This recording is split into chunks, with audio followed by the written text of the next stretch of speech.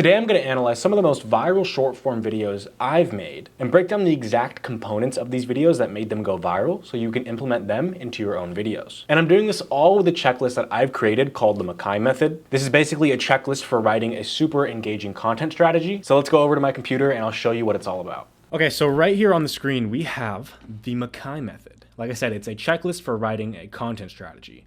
When planning a month's worth of content, you need to ask yourself, in these videos that you wrote out, can we, M, make the hook engaging, A, answer your prospects' questions or ask them some, K, drive comments, H, hold the attention by focusing on retention, A, analyze what's worked in the past for us and other creators, and then finally I is, can we innovate?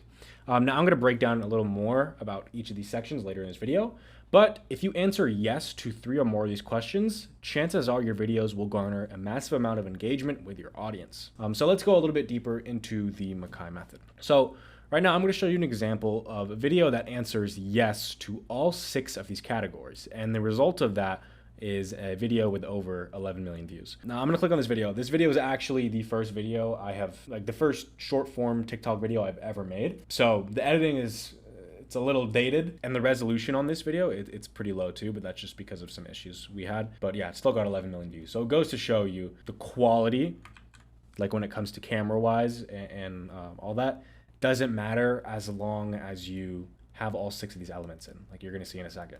This is how I legally robbed Home Depot for over $40,000.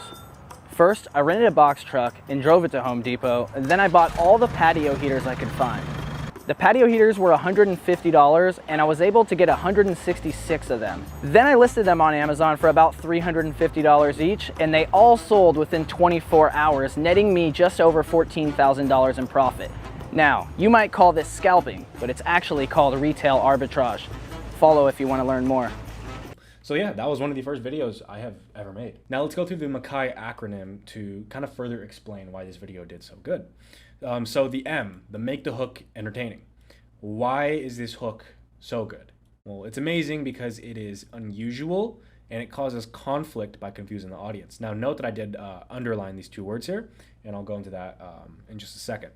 But it's unusual, it causes conflict. Also, there's no such thing as legally robbing a store. So the audience wants to watch to the end of this video to figure out kind of what the person in the video is talking about, because legally robbing a store, that just doesn't make sense. A, we want to answer our prospects' questions. So in this video, Reezy Resells, the creator of this video, answers the prospect's question because his prospects or his audience is people who want to learn how to sell on Amazon. And this video shows how to take advantage of an Amazon reselling model called retail arbitrage. The next part, K, which stands for drive comments. Now this video drives comments through being unusual and causing conflict. People run to the comment section and they say things like, oh, you didn't actually make $40,000 after shipping fees and gas and yada, yada, yada, you know? Or they say things like, you didn't rob anyone, you just bought their product. Or at the end of the video, they'll go, this is unethical, you should be ashamed of yourself. Regardless on what you believe on this matter, you have to admit that this was a genius strategy to drive comments. Now the H part of this video, which is hold their attention by focusing on retention. This is basically some of the retention techniques we used. So we had captions on screen. Now basically what captions on screen does is it helps maybe audiences who aren't listening with volume, they can still be engaged with the video, whether that like they're in a noisy place or they're at work, they're not supposed to have their phone, so they're kind of just watching without listening.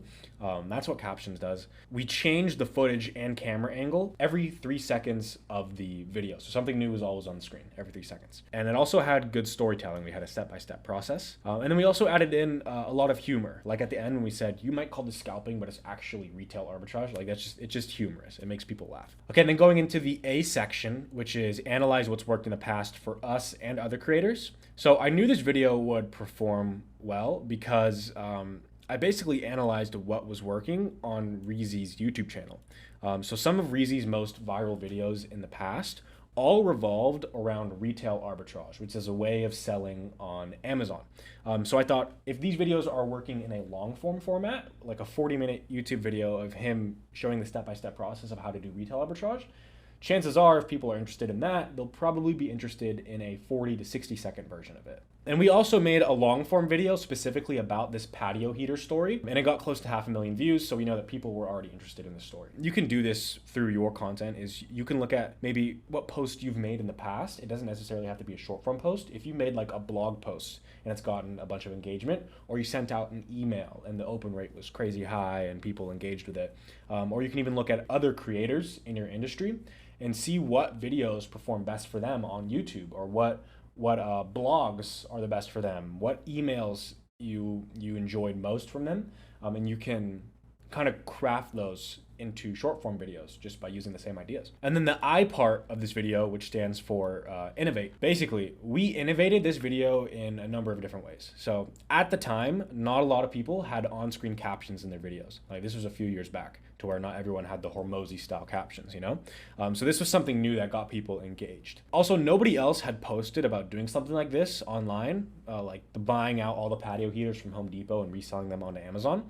So this was like a new idea for everyone. No one had seen this. It was just a brand new idea that someone could walk into Home Depot, buy out all the patio heaters, and then make thousands of dollars. So that factor alone is a huge part of why this video went viral. So now that I went through that video, no, go here. So I could break down a bunch of the other viral videos I've created here, but I don't want to bore you. I just want to keep going with this Makai method. If you want to see me actually break down a lot of my viral videos, I do it on Instagram and TikTok on the page @MakaiMedia. So shoot me a follow there, and you can see a lot of these breakdowns. But back to the Makai method. So let's dive deeper into each letter. So on the M, make the hook entertaining. See, the popularity of widely available short form platforms like TikTok has made everyone numb to bad content. So the only way you can stand out is by having an entertaining hook in your video. So an entertaining hook can make your video go viral, but a bad one can cause people to scroll, which lets the algorithm know your video is boring, resulting to it not being pushed to other users. You see, the way the algorithm works on TikTok is basically your video gets sent to a small test group of people, like say 100 people.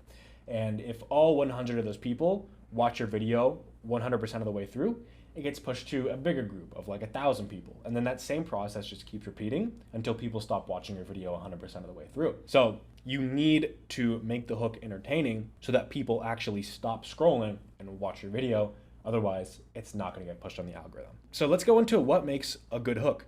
Now, I actually got this section here from Hormozy in his book, $100 Million Leads. But he got this information from, I believe it was a study done from the University of Ohio, I think. Correct me if I'm wrong. But what makes a good hook? These are just bullet points of things. So recency, which means it happened recently. So relevancy, it's relevant to your audience. Reezy's audience was full of people who are trying to sell online. They're trying to sell on Amazon.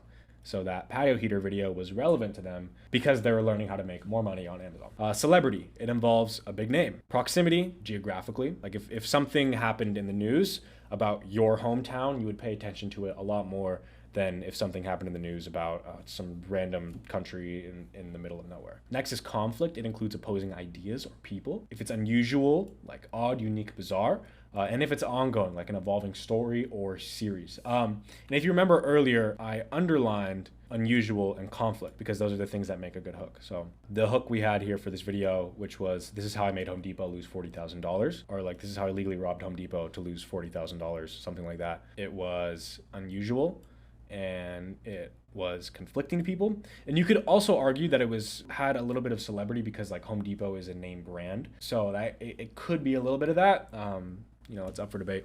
But a good hook includes at least 2 of these bullet points here. So if you have at least 2 of these, your hook's gonna be good. And you can also, this is something I like to do when I record a lot of short form videos, is I film multiple hooks at once so I can split test the hooks to see which ones perform better. And it's also like, if you spend so much time on a video, think it's gonna do amazing, and then you post the video and then it flops, it gets like 200 views, like that just sucks. So it's good to have multiple hooks like in your arsenal so you can repost the video with an alternate hook so it has another chance of going viral.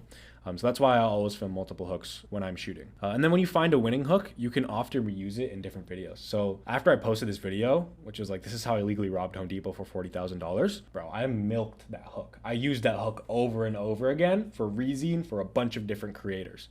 Like it was a really good hook. It was funny. Actually, the way I got this hook was because I think Logan Paul and Floyd Mayweather were fighting at this time. And there was an interview with Floyd Mayweather, and he basically called the fight legalized robbery. And I was like, that's a funny way to put it. So I basically took that and put it onto this video. Now, the first A, or is this, the first A, answer your prospects' questions. So, by answering your prospects' questions, businesses can build trust and establish themselves as industry experts. So when followers find content helpful, they're more likely to engage and share with others, and then this engagement can lead to brand awareness, loyalty, blah, blah, blah. So let's get into how to find your prospects' questions. There's a bunch of different ways you can do this. You can literally go on Google and you can look up what people are asking about your industry. You can do that on ChatGPT. Say, for example, you're a personal trainer and you want some ideas for videos. I would type in, what are 30 questions people ask personal trainers? And then it just gives you some ideas of what people are asking. And you can just switch out personal trainers for whatever industry you're in. And this can give you some good ideas. Obviously not all of these will be 100% great, but it can just spark your brain into thinking about different types of videos. So yeah, look, there's a bunch of stuff that you could talk about or find a different way to talk about it. So yeah, Google ChatGPT, you can look at comment sections. I do this a lot. So if I have a video that went super viral, I did this even for this legally robbing Home Depot, you look in the comment sections, and a lot of times this gives you ideas for new videos. So let's see here. A lot of these are just people complaining.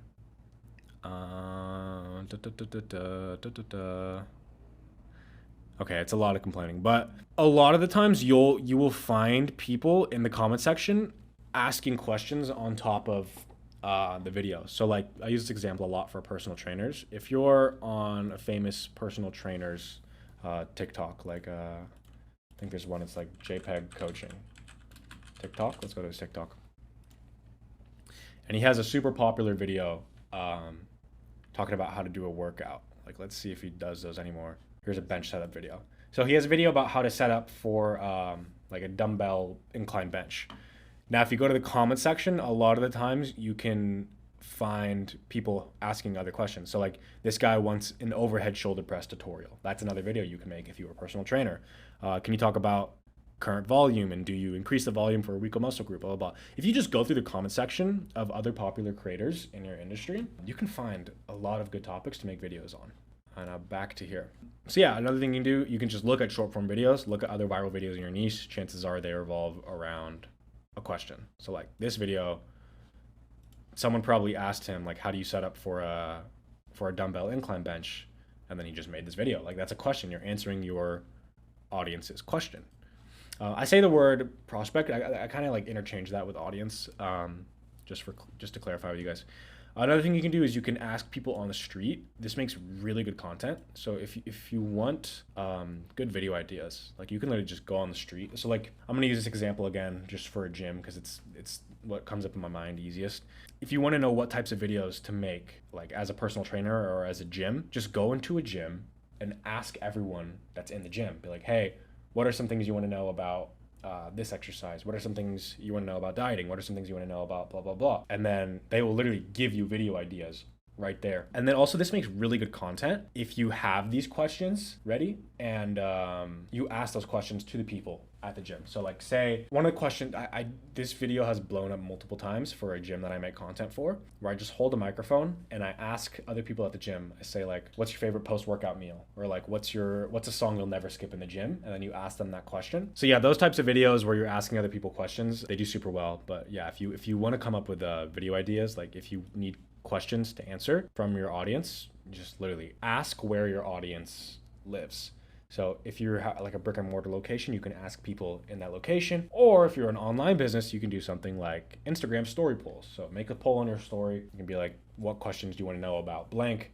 And then the audience will literally give you video ideas. Now let's dive deeper into the K section, which is driving comments. So when an audience comments, it increases the visibility of the post to others in their network. So basically what I mean by this is like I said earlier, how the algorithm works on retention. to where the longer someone stays on your video, the more your video will get pushed to others. Comments do two things.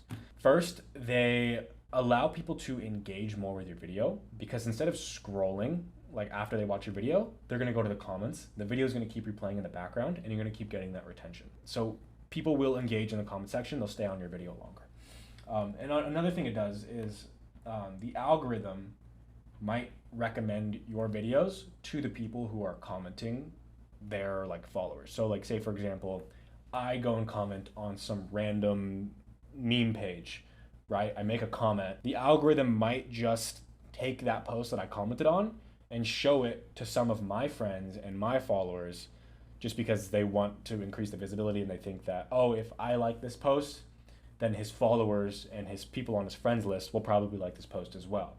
So that's kind of how the algorithm pushes content like that. So it's really good to encourage engagement, one for retention, and two just for like boosting visibility in the algorithm. Now, the H stands for holding their attention by focusing on retention. So these are just some retention tips. Like I said, I don't need to go about how the algorithm works, retention, all that again. But some ways to increase retention. I think the easiest way to increase retention is just telling really good stories. Like I said, this Reezy video, it's not edited the best, right? It doesn't have the best footage, but it tells a really good story. And we have footage of that story and us actually doing it. So it looks legit. So we just told a really good story of that video. And that if a video performs really well, most of it boils down to how good the story is. Next is another thing you can do to increase retention is you can just have a visual change every 3 seconds. So I learned this actually from a Minecraft YouTuber. Who was it? It was Tommy Innit. He's the Minecraft YouTuber who like does stuff with Dream and Mr. Beast. If you watch his videos, something new pops up on screen every 3 seconds. Like there's always a caption change, there's a new animation, a new motion graphic or something. So have a visual change every 3 seconds, because we just have fish brains and we need to be hooked on a lot of stuff. Another thing you could do is just add on-screen captions to appeal to audiences that are maybe watching on mute. You can use special effects and music to build suspense. This kind of ties into storytelling, because like the audio and visual really tie into storytelling a lot. I could talk about that for hours, but I'm going to keep this short for you guys. Cut out any fluff. So, if you record yourself talking to a camera for 3 minutes, I doubt that video needs to be 3 minutes long. There's probably parts of that story you can cut out. So just cut out any fluff. Make the video as short as it needs to be to tell the whole story. And yeah, that's just ways it can help you increase the retention, because if the video is longer, then they have to watch longer to get higher retention. So just keep it as short as possible. Another thing is add pattern interrupts. This kind of goes along with having visual change every 3 seconds. That's basically a pattern interrupt. But a pattern interrupt can be something, if you look at it bigger picture, having a visual change every 3 seconds, like that's a pattern interrupt in a video. But I'm talking more like pattern interrupts on social media. So if you've been posting the same type of video for months, like the same style, the same format, and it hasn't really been working, maybe you just switch stuff up. Maybe you throw in a pattern interrupt. Maybe you start your videos differently. Maybe you put more energy into the hooks. You interrupt the pattern that you've been giving to your audience, and that might just make your video perform better and increase the retention while you're at it. And then the last thing you should all be doing is just study your retention graphs. So like, look at what spiked in your video.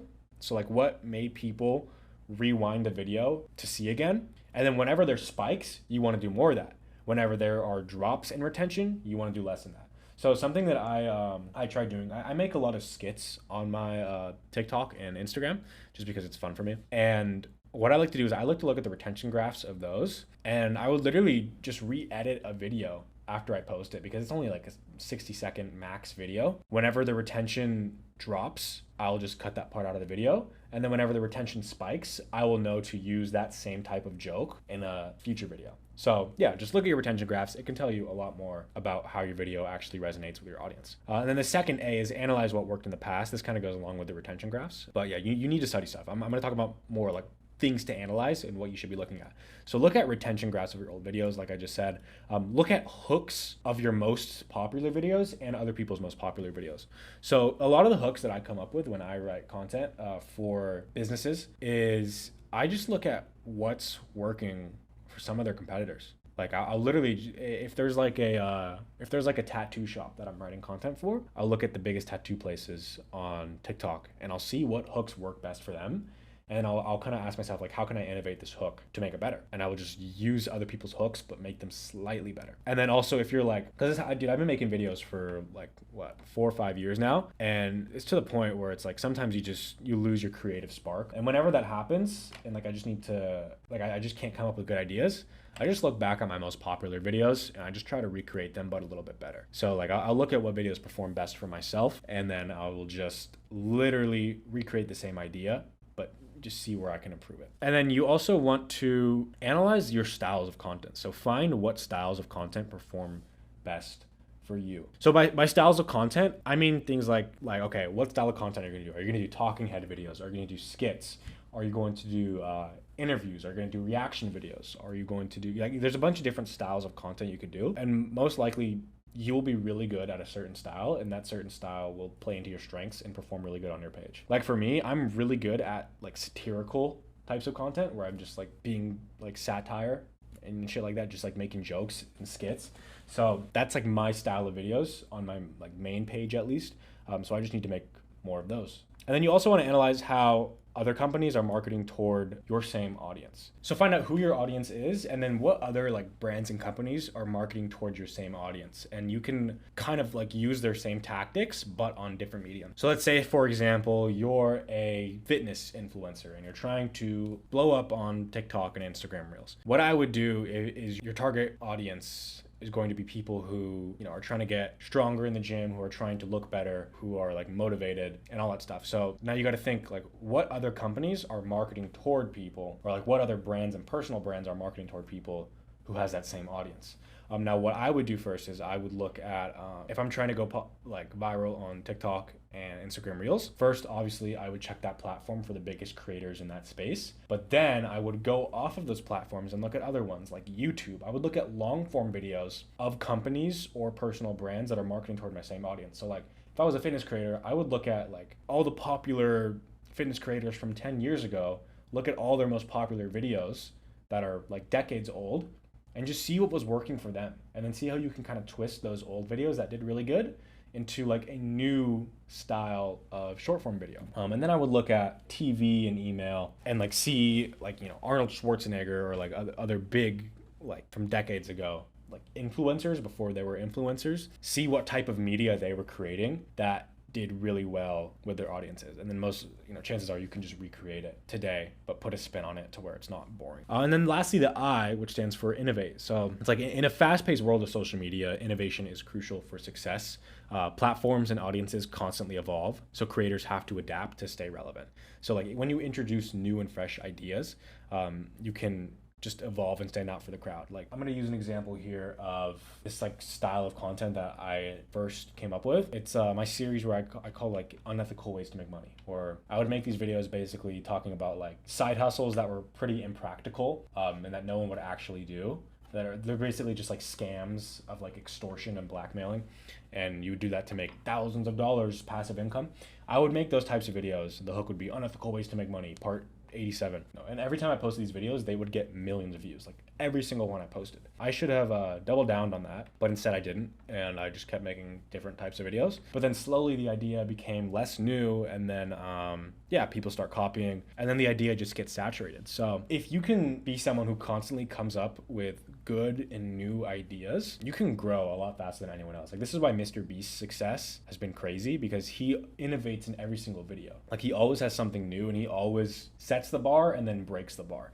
So if you can innovate in your industry, you're going to grow the fastest and you're going to reap the most benefits. So this is my favorite part I live in. This is what I try to live in most now when it comes to content creation. Like when I make skits and stuff like that, is I always try to innovate just because I'm a creative person and it's the most fun to me. So now I'm going to go into some ways you can innovate. Like I said, some of this is, I've said earlier, but like you can pull different styles of content from different mediums. So like look at news, look at TV, look at cinema. Constantly bring in new ideas, like how Mr. Beast comes up with new ideas in each of his YouTube videos. You can have new style of edits. So like you can change fonts, colors, motion graphics, asset packs.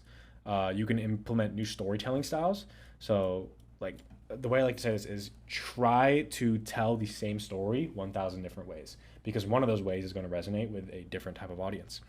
And then you can try different delivery on camera. So like, can you change your tone? Can you change your energy, your pacing, your looks, or the people that are on camera? Can you change that up? And then the last thing that you could do is like, you can change your filming sets. So change where your video is being filmed, change the background, stuff like that. And yeah, for most people, I would recommend, especially if you're not too creative, is don't try to innovate too much. If you are creative, try to have the innovation be a majority of your content. But like, if you're a pretty boring person, I would only innovate like 10 to 20% of the time in a month. And then if this video is performed better than usual, then it might be worth investing more into creating those styles of content and like doubling down, like I said. But yeah, this is a not so brief overview of the Makai method. I really hope you learned something. I really hope you can implement these into your own videos.